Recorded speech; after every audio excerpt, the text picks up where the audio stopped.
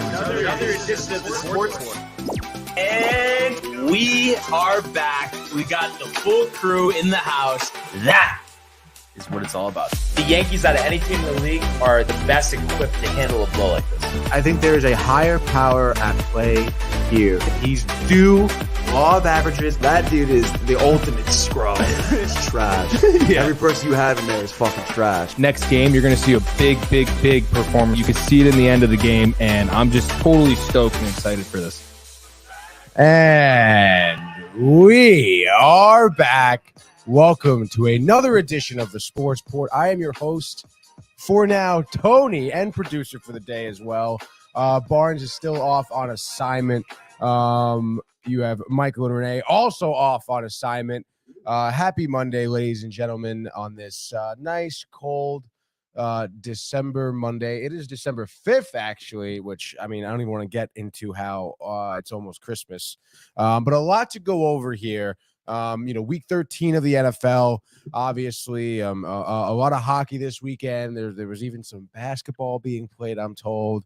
But I do, want to start off before we get into, week 13 or week 13. That's right. Of the NFL, I do want to, not going to go to the world of Major League Baseball, but there was some pretty big news this weekend that I haven't really had a chance to talk about. I want to say it was either Friday night, or early Saturday. I think it was Friday, I want to say, right? That, Jacob DeGrom, signs with the Texas Rangers.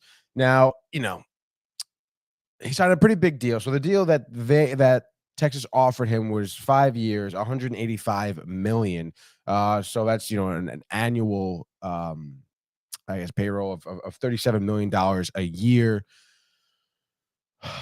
Full no trade clause, a 6-year option, which could bump up that contract to, $222 million.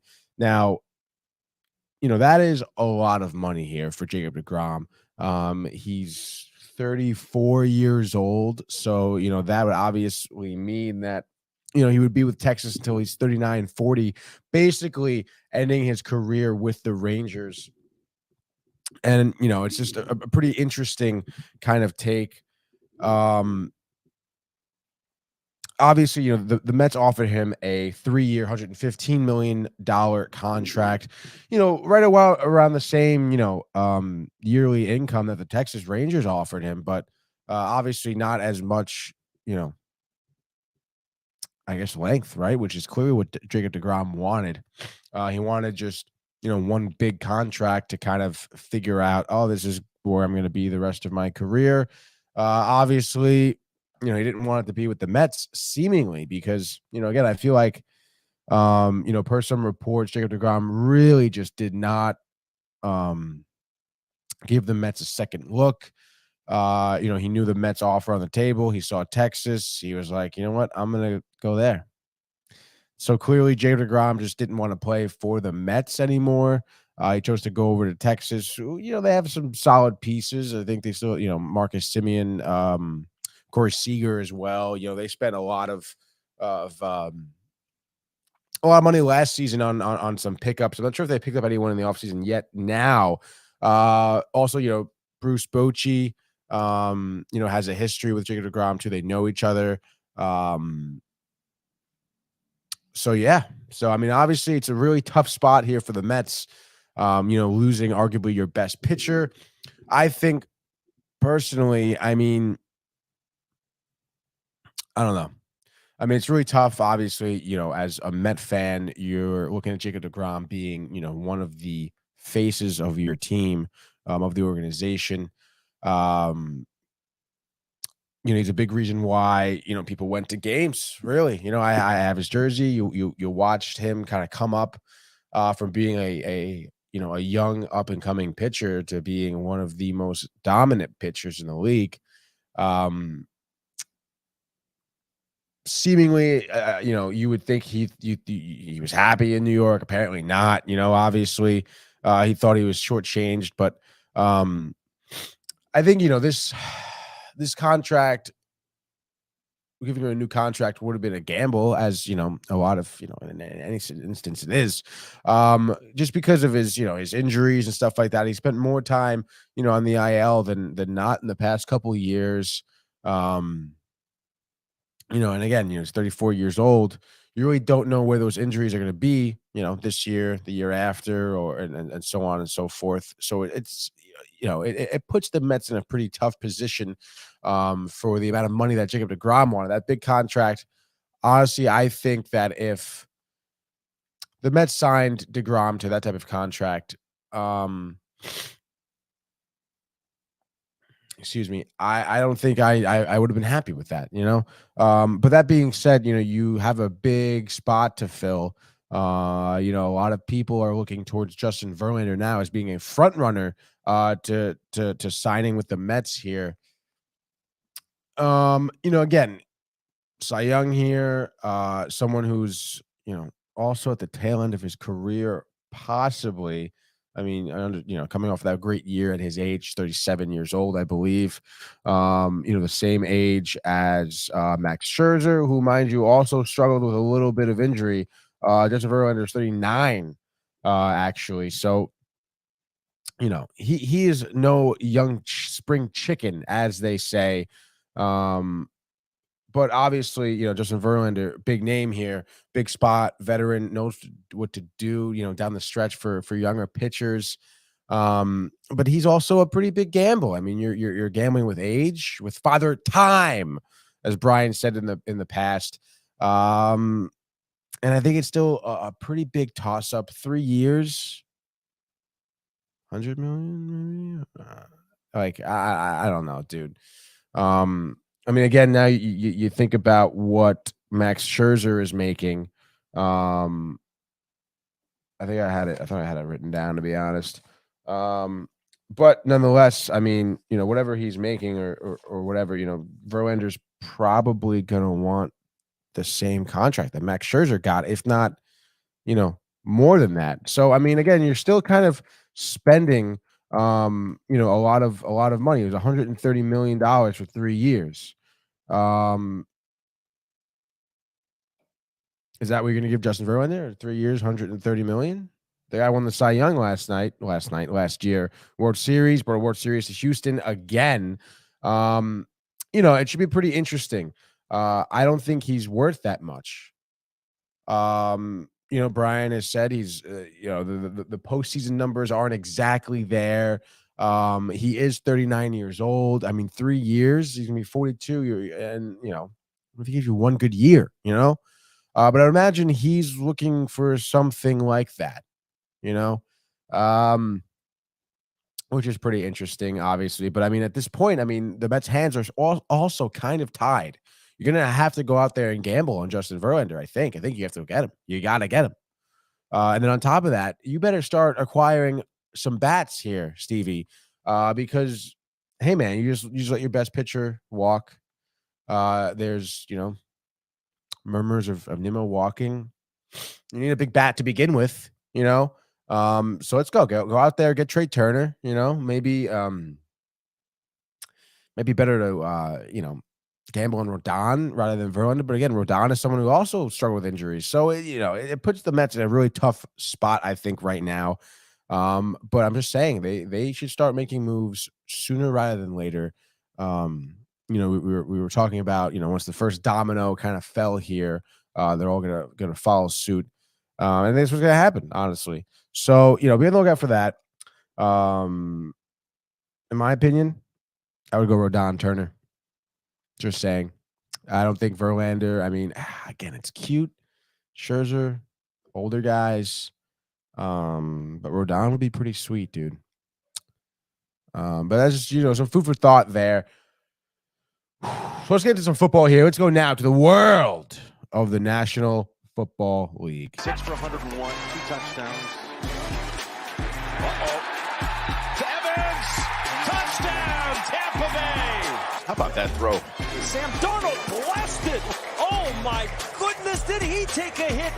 In trouble once, brings him down. Lost one from Odell Beckham Jr. Got it down, touchdown. Week 13 is in the books, ladies and gentlemen, and oh boy, what a week I guess it was, huh? But no, yeah, a lot of great games here. A lot of honestly not so great games too. You know, the first game I think I want to recap here. Just we'll recap the good ones. And we'll just update you on some storylines here. But obviously, game one that I want to recap is the Jets at Minnesota here. Huge game, huge implications, not only for the team, but for Mike White. We all know the storyline here. And just to go over some of the scoring here, because Mike White had a great game, but the Jets could not get a touchdown. I mean, that's really what it came down to. This game honestly could have been a blowout. Okay, it could have been 42-27. They would have won, but Jets ended up falling 22-27 here. And Minnesota starts it off with a field goal. Greg Joseph, right? Bang, 51-yard field goal. Easy peasy, 3 points on the board. Next up, you get a field goal from the Jets here. Another Greg Zerlin gets a 48-yarder, 3-3. Okay. Second quarter here, we're gonna have some action here from Minnesota. You had a nice nice TD run by Dalvin Cook here. And then you had another one by Mattinson shortly thereafter that. Obviously, field goals, extra points were good. So 17-3, just like that. And then towards the end of the first half, we get a 41-yarder by Greg Joseph again, making it 20-3. Jets looking pretty, just kind of dead in the water. Not for lack of better terms here in terms of offense. I mean, just quarter comes by, almost a half goes by. You only have 3 points on the board. I mean, that's nothing that really has been talked about what the Jets should be doing. I feel like against Minnesota, they have some defensive holes over there for the Vikings, and you would have expected the Jets to kind of exploit it. And I'll get more into my reason why I think they weren't able to kind of exploit that and score here. But Greg Zerlin, does get a 60-yarder before the half is over here. So I guess that's pretty good. You think 26 is a whole half left. If you kind of hold Minnesota to not scoring much, the Jets can certainly pick it up. And I mean, the Jets did exactly that. I mean, it was 20-6 going into the first half. Minnesota only scores another touchdown in the second half. Only scores 7 points in the second half. Unfortunately, third quarter here, Greg Zerlin all day, just 2 more field goals, a 30 and a 36-yarder respectively here. That makes it 20-12, and you're feeling okay, going into the fourth quarter because you're only down by 8. But I mean, you're thinking like, what the hell's going on here? Fourth quarter, what do you know? Greg Zerlin, a 26-yard field goal, making it 20-15. And then from there, Justin Jefferson, a 10-yard pass here. And that was just a nice little, out route, that Jefferson just ran across the back of the end zone. Maybe a little stutter here, and then bang, out to the corner. A great pass by Kirk Cousins. And then unfortunately, you get a touchdown here by Mike White, the 1-yard touchdown run. I'll get into that. But then Jets, get the ball back. They get a big stop on, a big stop. They get a huge stop, honestly. Defensively, I think Viking goes 3 and out in their own zone. The punt goes 50-yard line. Mike White drives on the field, gets that touchdown there. But then after that, the Jets just could not handle it. The ball back after that, I believe, too. And they just, they go 4 downs. Couldn't even get a first down. Real, kind of tough spot here. For the Jets. I mean, this should have been a win. Again, you look at some of the box score here. Mike White, first of all, Mike White had 57 pass attempts. Pretty crazy. I think they could have ran the ball a bit more. I know, Knight had 15 carries for 90 yards. Long 48-yard run there. But nonetheless, I feel like, they were kind of running the outside well, from what I saw. And I just think, again, 15 carries, you had 24 carries across your running backs here, for 120 yards. That's not bad. That's not bad. I think you could hit the ground game a little bit more. Mike White was Zach Wilson. Mike White was 31 of 57. He threw for 369 yards. Average 6.5 yards per throw. He had those 2 interceptions. Got sacked once. The interception. There was one at the last play of the game. Was the interception? You tried to run some route over the middle of the field. Whatever. I think that was kind of a bad play call, in my opinion. And then you had an interception by Mike White early in the game, tip ball here. And then honestly, super early within the first few minutes. And then almost another interception, honestly, a couple minutes after that, off of another tip ball. It seemed like the Jets receivers were not even used to, having a ball kind of rifled at them, that, the ball that Mike White was throwing. But nonetheless here, this is a game that came down in the last play. I really don't care what happened during the game, your field goals, your lack of success really in the red zone. I understand, a couple times. Once or twice come away with 3 points, you deal with it. But like 6 times, what the hell are you doing, dude? And I think that, the last play of the game, 4 downs. They had 4 downs, in the red zone here within a few yards, 10 to 15 yards of the end zone here. And they couldn't make it. They had 4 attempts, and they could not score. They had the game. This was the game here. You could have won this game. You certainly should have won this game. And I think that it kind of falls on some play calling here. And by no means, am I an expert? Am I a professional coach? No. But I watch. I notice things. And, I think one thing that posed a lot of success for teams, and you saw even Minnesota do it pretty well with that Justin Jefferson touchdown, is run to the corner of the end zone. I feel like they didn't try that once. Have Zach Wilson roll out and have a little, I don't even know, a little out route, like get a little creative with your play calling here. Sometimes, you see where they have 2 receivers running to the right, and they kind of switch each other, disrupt the defenders, set up a little pick action. You have a guy wide open, corner of the end zone. Zach Wilson, just pop it in.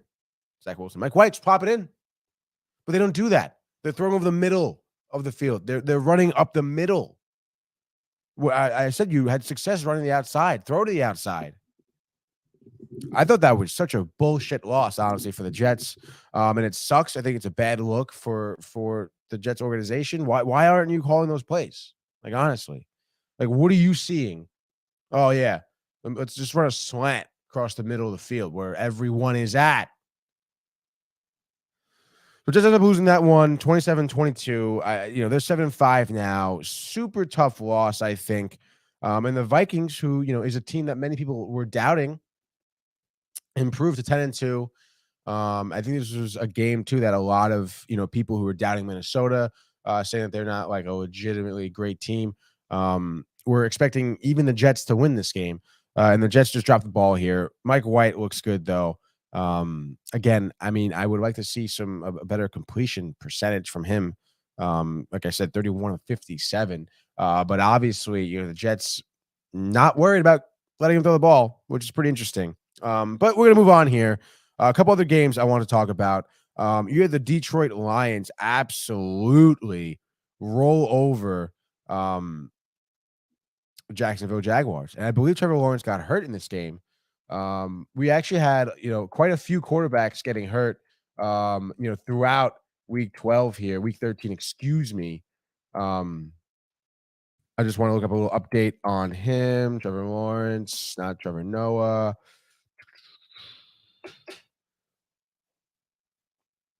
Ugly loss. Trevor writes with some pain after taking a scary hit versus the Lions. I thought it was. Yeah, was it the knee? Was it the knee? Are they going to play this for me? I don't know, dude. But anyway, Trevor Lawrence, again, this is, I talked about the Jacksonville Jaguars last week in their win against the Ravens, I believe it was. Big fourth quarter comeback. Trevor Lawrence looking like a professional quarterback, driving down the field with confidence and everything. And now here you go.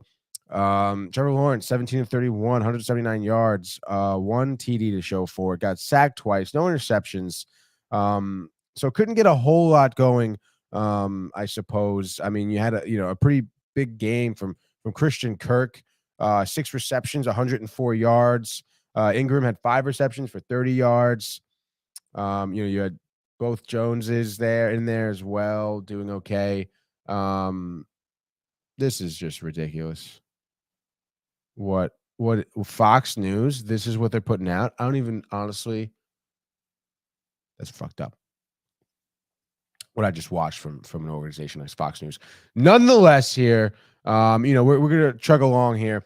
I think just really tough loss. And you look at Detroit, someone who's, I mean, what have they won their last 4 games? Their last 3 games, I think.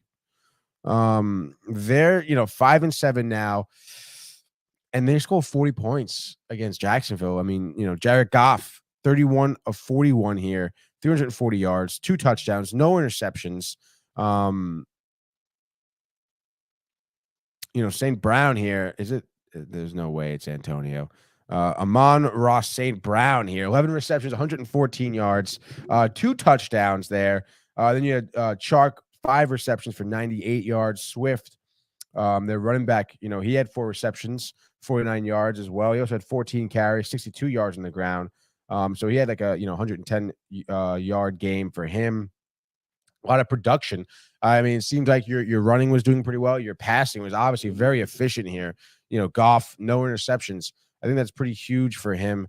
Good for Detroit there. Next game, I think you saw the Eagles absolutely shellac the Titans, 35-10. Very surprised. Hurts 3 touchdown passes. Plus, he ran one in on his own as well.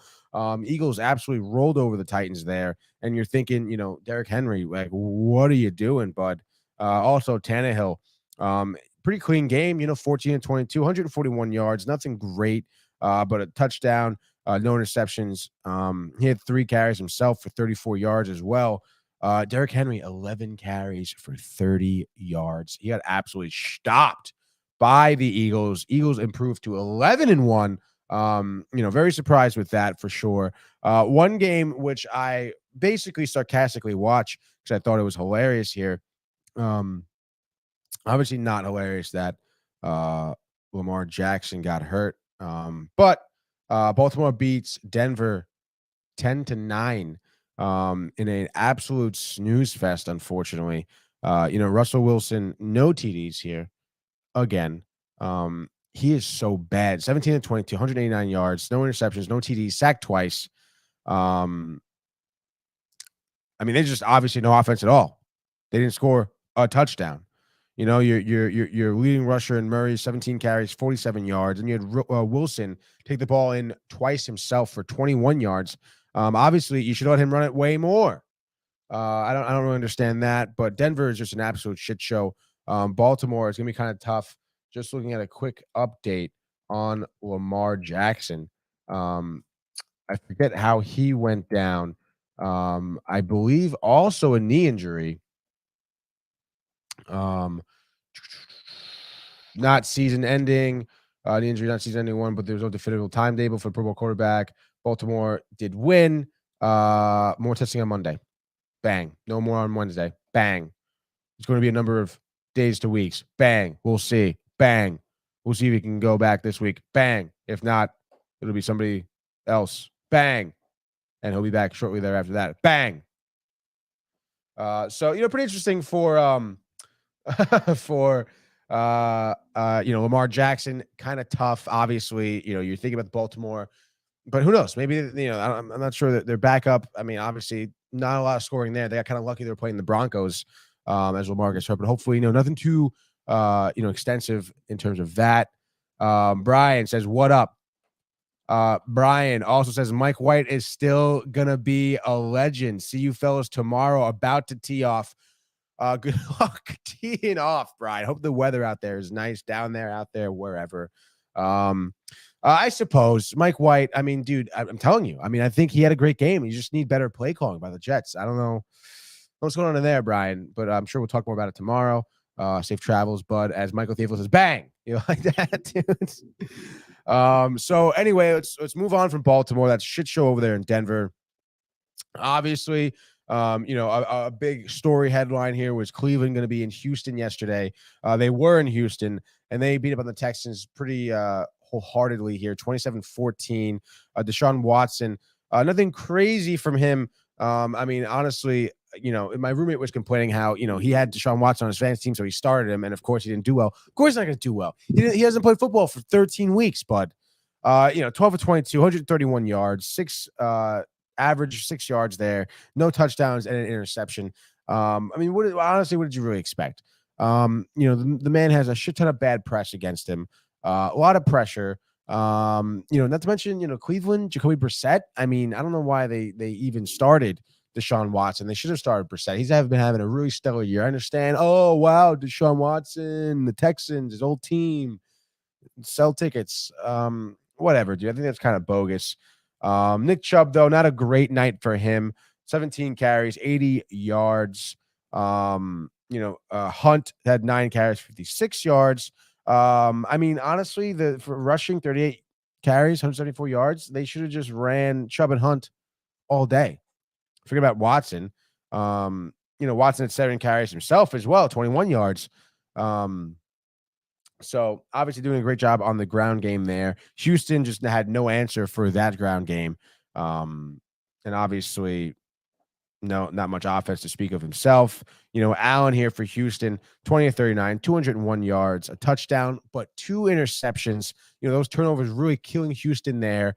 And they continue to be a not great team as they're 1-10-1. Bang.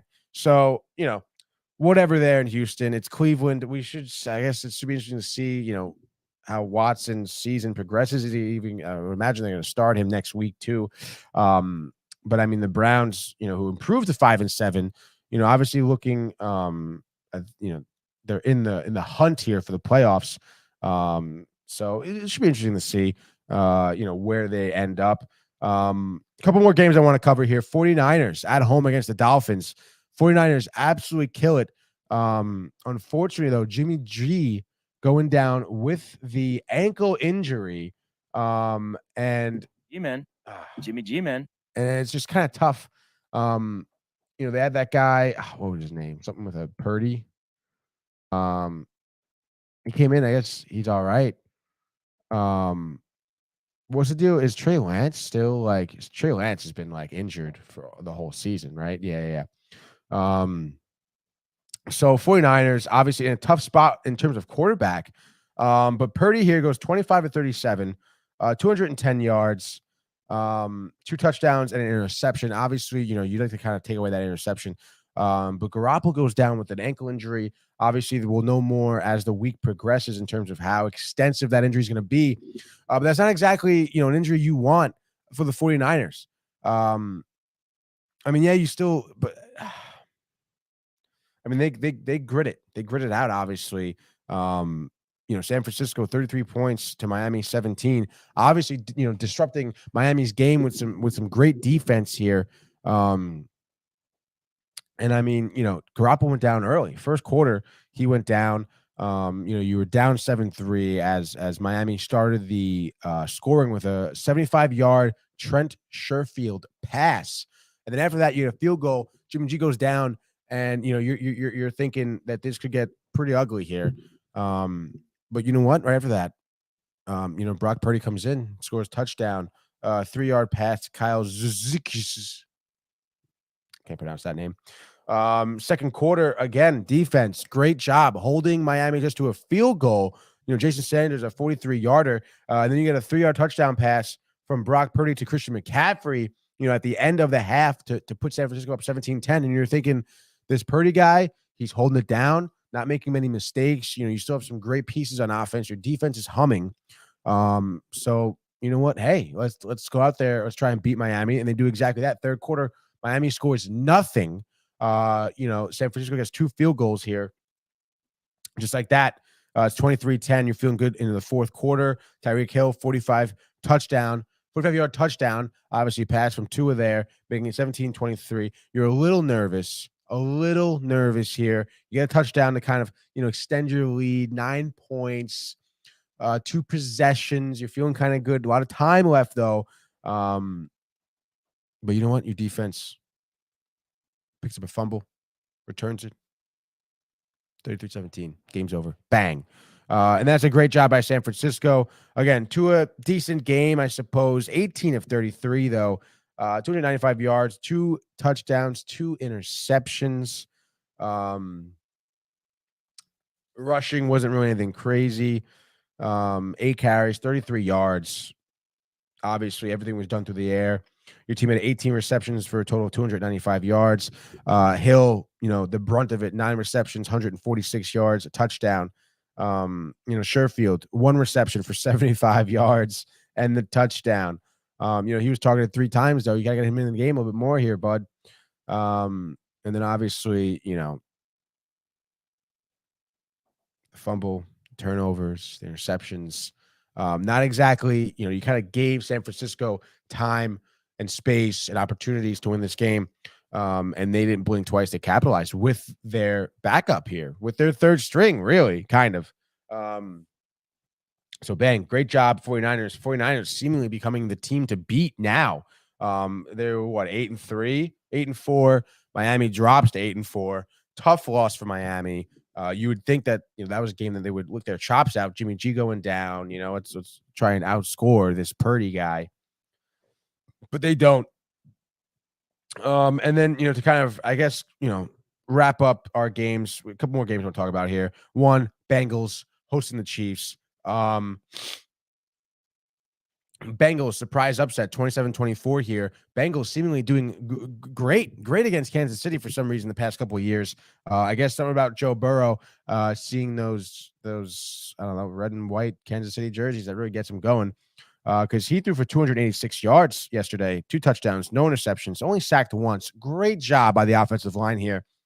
Burrow's had time. He had space. He could have, made his lunch and packed it up while he was in that pocket. He had so much time. So great job by them. Burrow here, great job. I mean, honestly, like 25 or 31.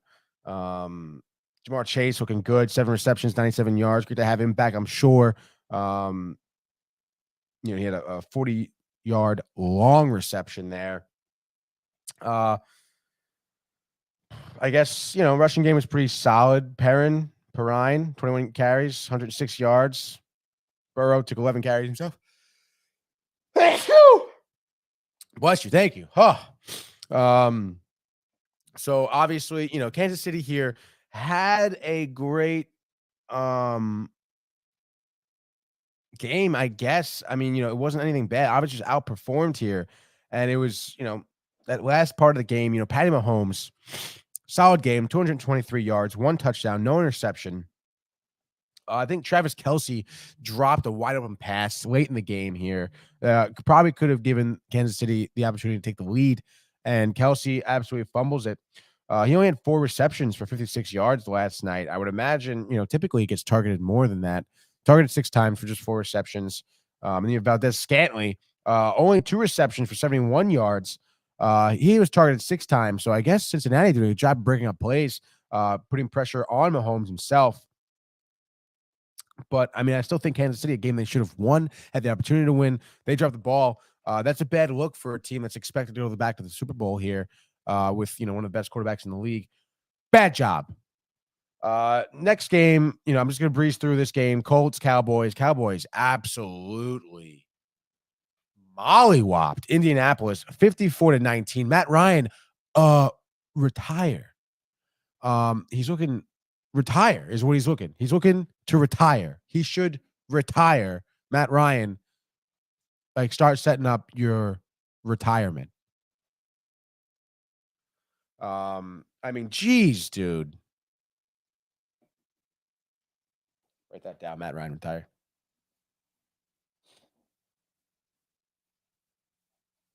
Matt, retire. I mean, I would start throwing his party. I'd plan it. I'd plan the retirement party. But also, good job, Cowboys. I mean, 54-19. Yeah, I understand, obviously Indianapolis Colts just a bad team, not great job for 8-1 in the season here.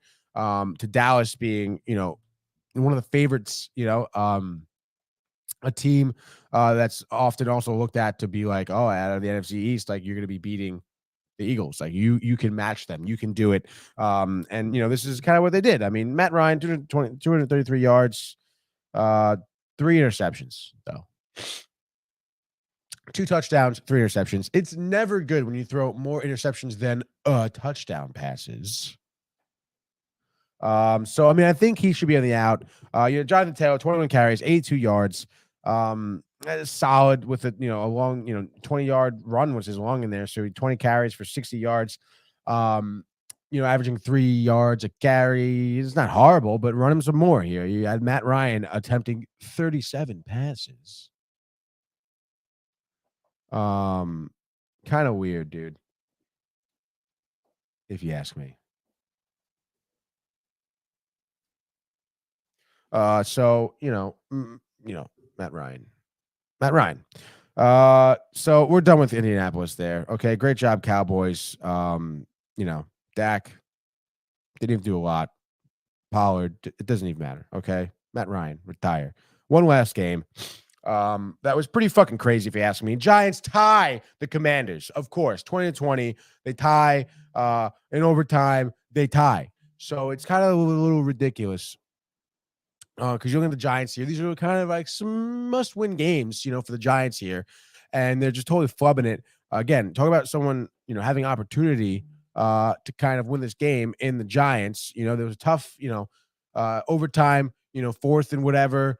There was a 4th down situation. You're on, I think, Washington's 43 or 35 something. You punt it. Why?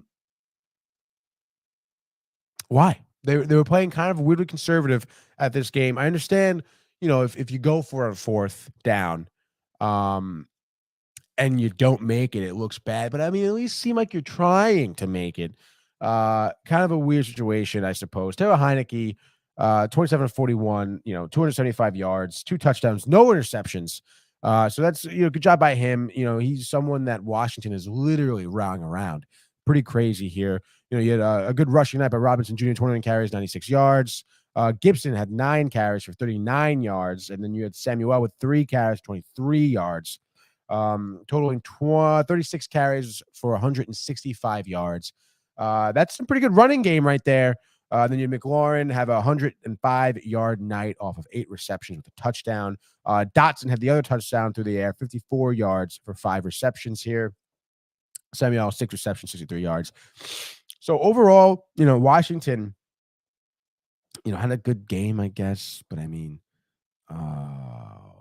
shit. I mean, the Giants, obviously, I mean, it's not a good team. They're not a good team. They're not a good team, obviously, because Washington also isn't really a great team. And you're tying them in a big spot here. This is basically playoff games for the Giants here. Jones, no interceptions. He also had no receptions. It was thrown to him. He's the one throwing the ball. No interceptions, 1 touchdown, 200 yards, over 31 pass attempts, and 25 of those pass attempts were catches. So, I guess, I mean, that's, I feel like, as good as what Daniel Jones has been giving you all season. You had Daniel Jones carry the ball 12 times for 71 yards. They had some miscommunication, some miscues in overtime as well in terms of some of the plays they were running. That's not professional at all. That's not good.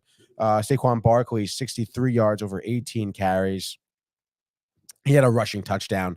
You'll have to see that, a decent reception night from Slayton, 6 catches for 90 yards, 55 long reception. And that's I mean, honestly, Hodgins had 5 receptions for 44 yards with a touchdown. Solid, maybe throw to these guys more, like target Slayton 11 times instead of 8, target Hodgins, 10 times instead of 6. I don't know, dude. I mean, call me crazy. Daniel Jones sacked 4 times too. He was feeling a lot of pressure all night. Kind of tough, I suppose, to throw the ball well when your offensive line isn't doing well. But stupid tie here, I guess. I mean, you're going to face Washington again. So if it comes down for the conference, it may be a must-win situation against Washington again. So, we'll see. Pretty interesting. We have another tie, second tie of the season here. Unbelievable tie. But nonetheless, I think Giants, winnable game, obviously, for both teams. Went to overtime, ended in a tie. But Giants, I think if they just, were a little bit more daring, like the Jets went on a 4th down, a 4th and 10 in the 4th quarter. Mike White had a phenomenal pass to, I forget who. But Giants got to be doing, that's what the Giants need to do. They need to go for it. They need to, take risks, high risk, high reward. Like, what are you doing? But I mean, I guess Jets still lost and Giants didn't lose technically. So, but that'll pretty much wrap up our recap of Sunday, Week 13. However, Week 13 continues tonight, December 5th, Monday Night Football, ESPN. What do we got? New Orleans Saints are going to be in Tampa Bay against the Buccaneers. I have zero interest in this game. I'm not even going to lie to your face right now. Zero interest in this game. Zero. No interest at all. Not going to watch it. You got Tom Brady, Buccaneers. You got Andy Dalton and Taysom Hill, I guess, in the Saints. Both teams, incredibly disappointing. Honestly, I'm kind of tired of watching the Saints. Alvin Kamara fumbling it. Taysom Hill, honestly, I don't think he's good. Oh, he can play any position. Sick. He plays it poorly. He's tripping over himself. I honestly don't see it. All right. Not to mention Dalton. I don't know, dude. Just get off the field. No? Speaking of off the field, Tom Brady still on the field. I mean, I guess good for him, I suppose, but you're 5-6, bud. Figure it out, dude. Tampa Bay is -3 here at home. I suppose, NFC South, the implications, Tampa Bay take control. But where are you going to be going, really, dude? I don't know. Tom Brady, I guess. 14 touchdowns in the year, 2 interceptions. Andy Dalton has 14 touchdowns in the year as well. He has 7 interceptions. So it's actually pretty crazy. I think they were mentioning this on Dave and Rick the other day, or it might have been the Michael K show. Who knows? But Tom Brady, it may have been the Fan, honestly. Tiki and Tierney. I don't think it was. It was the other guy with the voice. Mike knows what I'm talking about. But Tom Brady has 2 interceptions, and he has, I think the most pass attempts in the league, and he has the fewest interceptions, excuse me. Pretty impressive there. I guess giving Tampa Bay, just looking at, some prior games here. They lost to Cleveland in overtime. They beat Seattle. Seattle lost, by the way, this week. Sucks. Geno Smith was doing so well. Pete Carroll looks great. LA, they won, right? 16, 21 points. They scored 22 against Baltimore. I would expect New Orleans. I don't know, man. Give me 21 to 17, 21-14, something around there. Over-under's at what? Let's see. Over-under. Just give me the over-under. I hate the ESPN app on my phone. On the computer, not bad. The spread is 3. The money line. Over-under 41. Take the under. Fuck this. Life's short. Bet the over. No. Life is not short. Bet the under. By the way, I'm going to start sports betting. So anyone who's watching, I have one roommate who does FanDuel. The other roommate does DraftKings, I believe.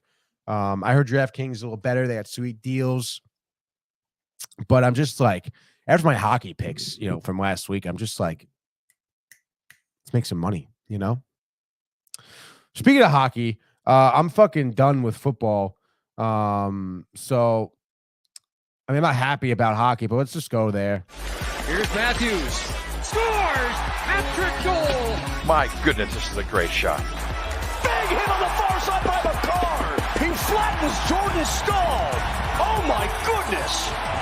Gets the gun right back. Terrified and robbed by Shesterkin. That's brilliant from Igor Shesterkin. It's a breakaway to win it in overtime. McDavid scores the winner in overtime.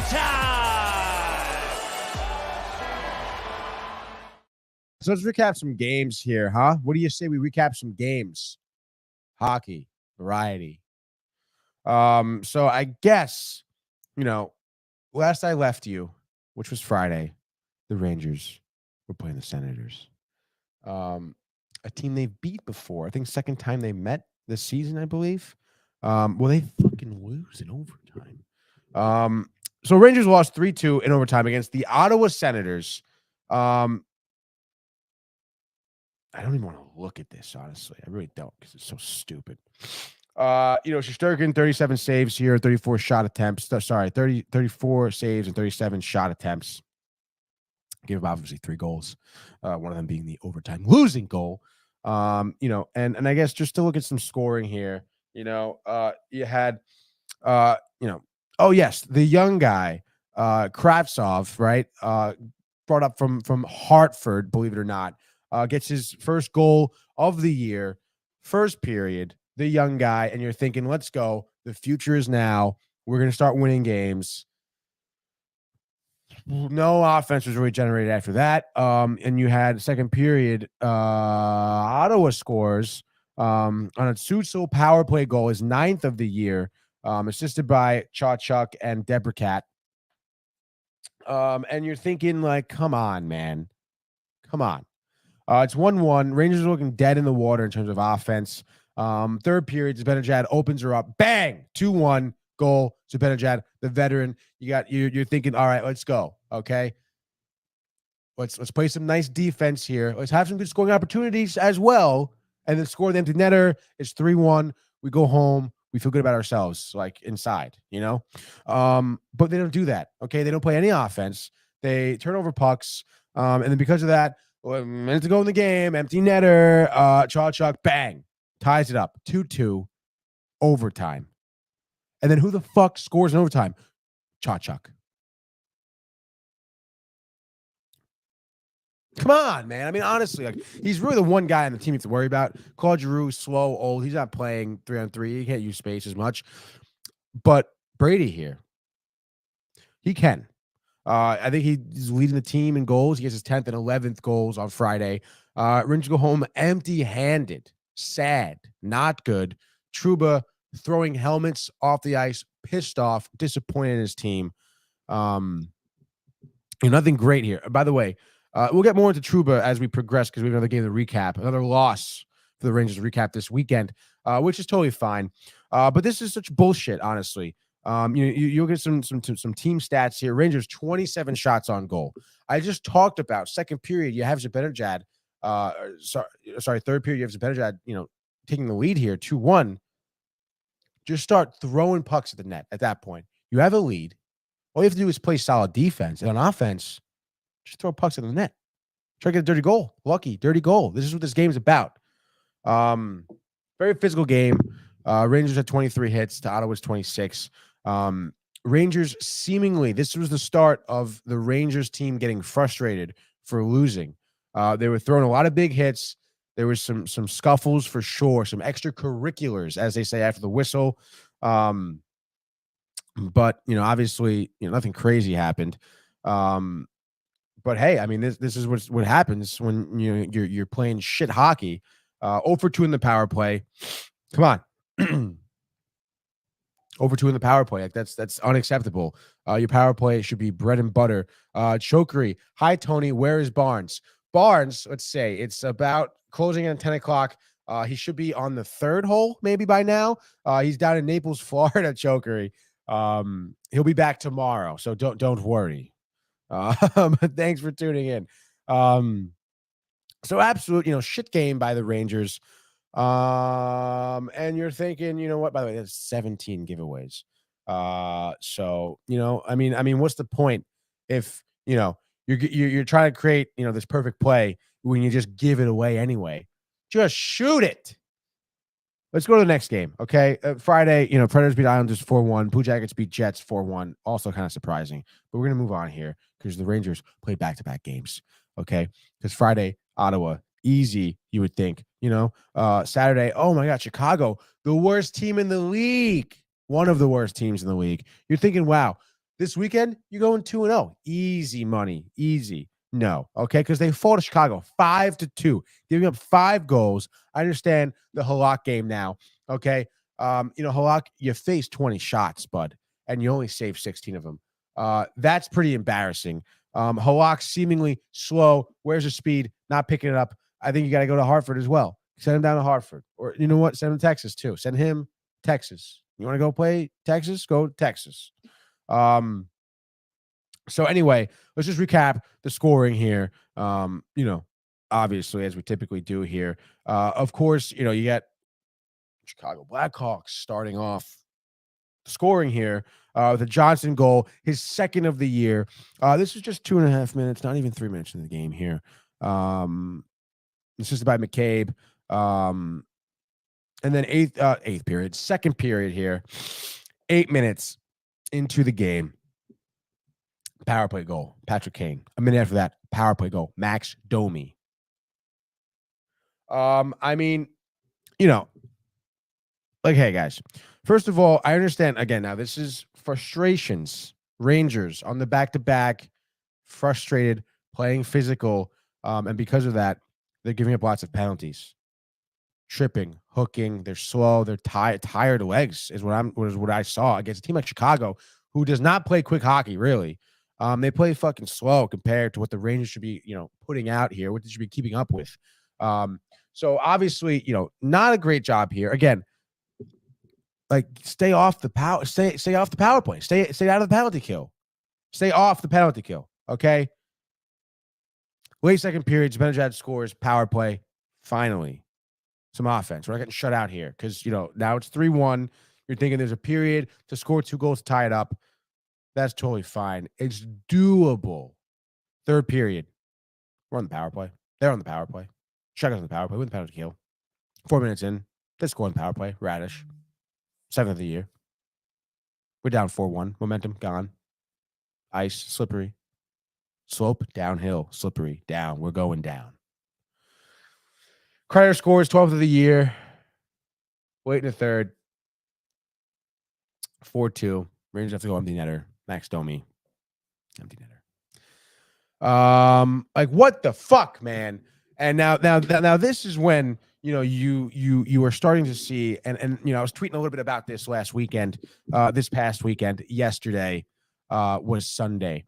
So Trouba goes off the ice late, throwing his helmet, shouting at his bench. And that's what I kind of want to see from a captain. Honestly, I'm kind of sick and tired. And Chokery says, I love the show. Great job, Tony. Thanks, Chokery. Jacob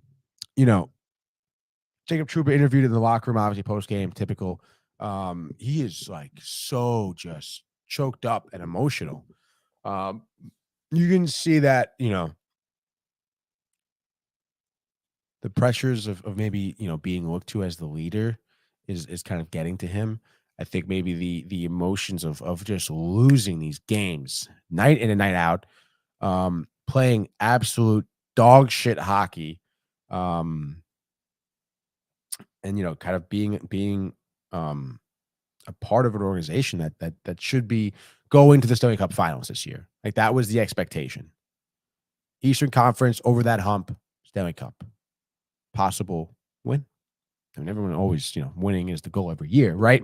But he's you see him holding back tears in this interview. I mean, it's he does that little that thing, or a little bit of that when you're trying to hold back tears, and it's tough. It's honestly a little tough to watch. Because this man is certainly deflated, and in the past few games, you've been seeing this kind of eat away at this man, because he's throwing his body around. He's looking almost to hit, because to kind of expel some frustrations, And you can tell that in the way he's hitting. He's hitting high, by the way, which he, I mean, last year that was kind of an issue too. He throws. I mean, he's not afraid to throw the body around. And last year, I mean, he injured a few players. I mean, these are clean hits, but borderline. Like it could be, it's teetering on a little high. And because of that, I've read an article, players are kind of upset because he's throwing high hits. They're not really high. They are high hits, but not high enough to be illegal yet. So it's fine. But he's getting into fights now every other game. I mean, he is a very physical player. We know that from last year. I loved him because of it. But now, we're seeing, he was put up to this new position, captain. Let's see you lead, a team. Like you're not just a bruiser or an enforcer. You're gonna be our captain who's got to be well-rounded. And then I think maybe that's kind of, I think Jacob Trouba was trying to be someone he wasn't, in being it seemed like he tried to be a clean-cut captain. Like pull the tie up, button your top button, put the jacket on, show up, be clean, and lead like that. But I mean that's not Jacob Trouba. He's not a clean guy. I think honestly, seeing him starting to fight, throwing these hits, I think that's what he is. That's obviously what he's resorting to, because now he's in this time of struggle where it's fight or flight here. It's to quote Alec Baldwin, going Ross, it's fuck or walk.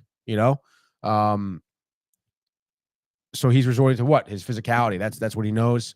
Of course, it's emotional. It's a lot of frustrations, which is not really how you play sports. You try to play sports with a clean head, especially a game as fast paced as hockey too.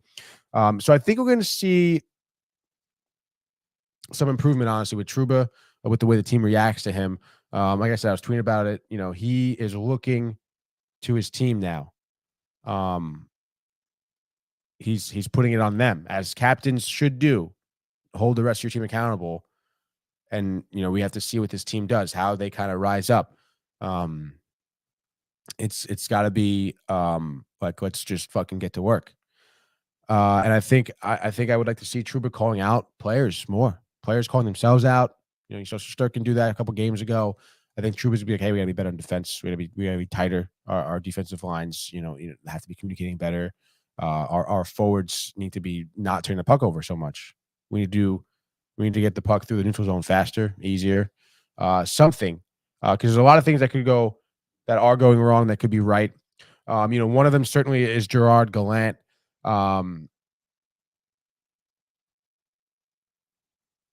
Sorry, I was just looking at this Prefer comment, and I'll get to you, Prefer, in a second.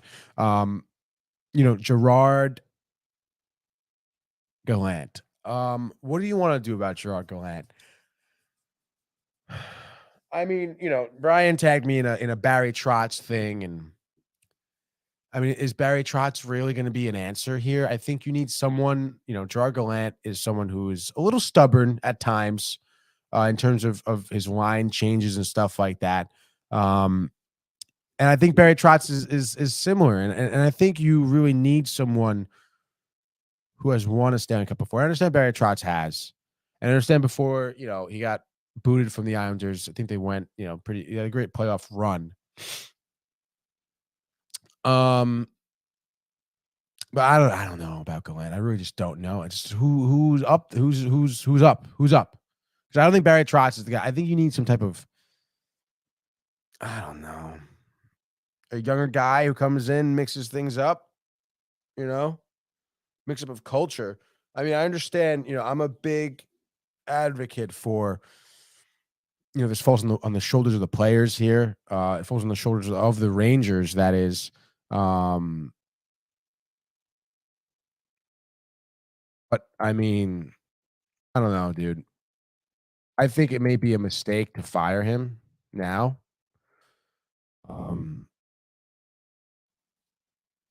Like I said, I think you're seeing a personality change, a shift in culture that the players are kind of going through right now.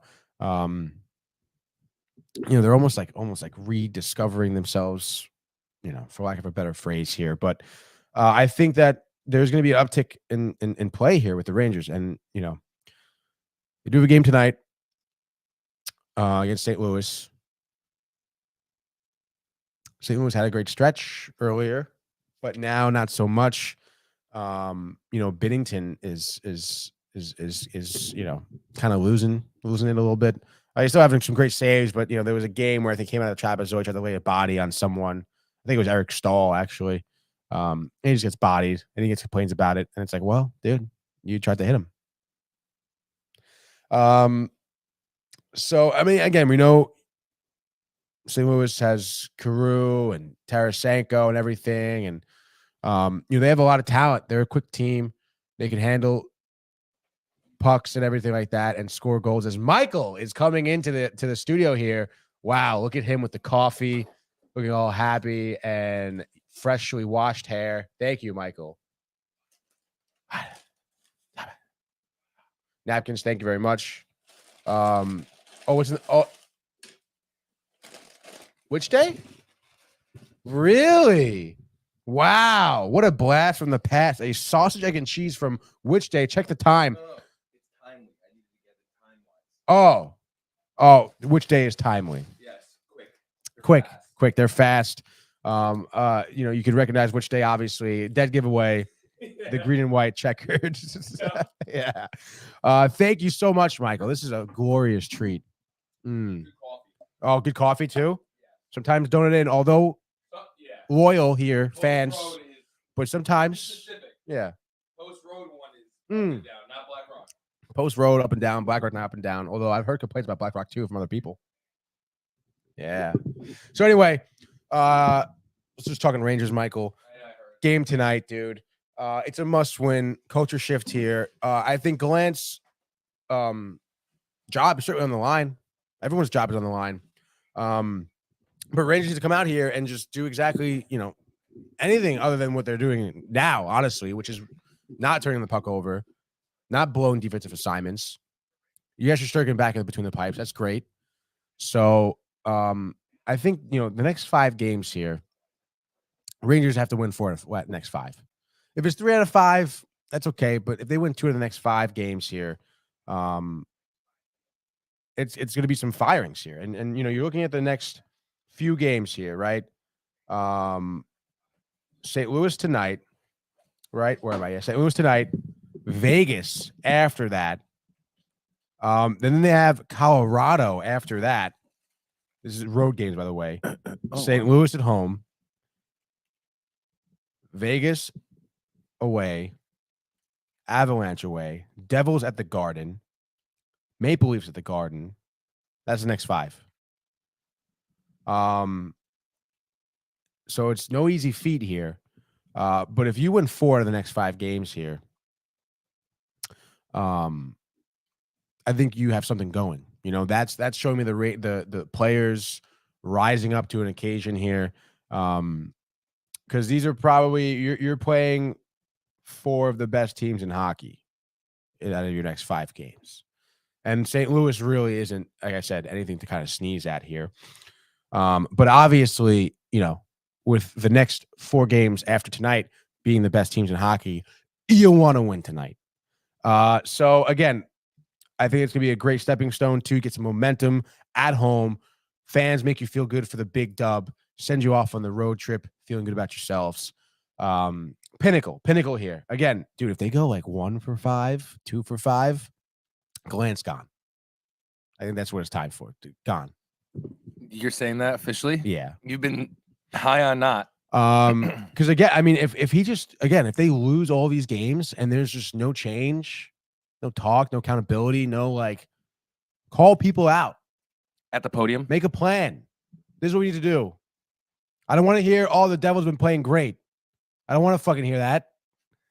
I don't think anybody wants to hear that. Yeah. So that's it, dude. All right. And the rest of the games tonight, even slate here. You do have the Golden Knights. Actually, they're playing the Bruins at the TD Garden. Bruins just slacked up the Avalanche 5-1, I think, 2 nights Saturday night. Georgiev, dude. was he in? Yeah, he was in. Speaking of Georgiev, he's going to be in Philadelphia playing the Flyers tonight too. That should be easy, honestly. I would say give me the Bruins against the Knights. Give me the Avs against the Flyers. Big revenge spot here. Give me the Capitals. You know what? No. Give me the Oilers over the Caps tonight too. Just because the Oilers, I mean, McDavid has been so fucking good recently, dude. It's unbelievable. His speed out of nowhere. It's just out of nowhere. It's ridiculous. Test him. Oh God. And then we got a comment here. We had to do a couple comments from Lunk the Hunk, Messier baby. and Lunk the Hunk. You like that? Yeah. For coaching. Yeah. No, I like that. Lunk the Hunk. Come on, have you heard that? No, never, dude. Oh my God. Give me Oilers over the Caps too. Dare I say, I know I'm not Brian, so give me the Flames over the Coyotes. Flames are a wildly better team. And then give me the Canadiens over the Canucks. Canucks are minus 205. That's crazy. I mean, I understand. I guess the Canucks, Elias Peterson is decent, and their goaltending situation, Demko, and then Jack Allen sucks for Montreal. But I think Montreal, Michael trying to walk away with his headphones. I thought they were inclusive. It was like an Albert Costello bit. I know how much you like them. So give me Montreal, sure. The dog, why not? I gotta take at least a dog here. And I can't believe even the Rangers are favored, minus 170 against St. Louis. That's crazy. Because I'm very doubtful. But nonetheless, here, that's our hockey talk. That's our football talk. We talk some baseball as well. Final few comments here before we kind of check out here. But first, I don't blame DeGrom for leaving. High taxes. He says high crime. Mandates and lockdowns. I would leave New York City as well, which is ironic because you live in Brooklyn. But anyway, I totally agree. I don't really blame DeGrom either. I don't think he knew the Mets were not going to match Tex's deal, which was a huge one. I mean, DeGrom's going to finish his career there now. That's it, dude. So I don't blame him either. You really can't. What are you going to do? You just got to move on. So let's go Verlander, baby. But first is your thoughts on Aaron Rodgers saluting the fans with an offensive arm gesture. I don't think he did it seriously though. Yeah, I think he just went like that. Like, I don't think he calm down. But people were saying because he had cut his hair too. You see his haircut? No. It's like shaved all around and it's still long on top, but he had it combed over. So it kind of looked like, a little Nazi-esque. And then the arm raise, I mean, I say it time and time again, you got to be careful with that. Yeah, it is. I mean, even I just did that and someone can just screen grab that shit. Yeah. And then all of a sudden, you're an anti-Semite. I'm all of them anti-Semitic. You have to go like this. Yeah. So they can't take any of it. Yeah. Or like do some no, even that's not it. Yeah. Thanks everybody. Woo. So I don't think Aaron Rodgers is anti-Semitic, although I mean, who knows, honestly. But I don't think he was saluting his fans like that. But I mean, hey, watch out. You never know. So keep your eyes open, your ears to the ground. Your thoughts on Don Mattingly missing out on Hall of Fame again as Fred McGriff gets elected? I believe Don Mattingly still, has a shot to get in there, though. No? I think so. Yeah, pretty sure he does. I think one more. Yeah, he's on the ballot one more time. But honestly, I never really understood that. Why do they stop it? Why do they stop it, dude? In any other sport, they don't stop it.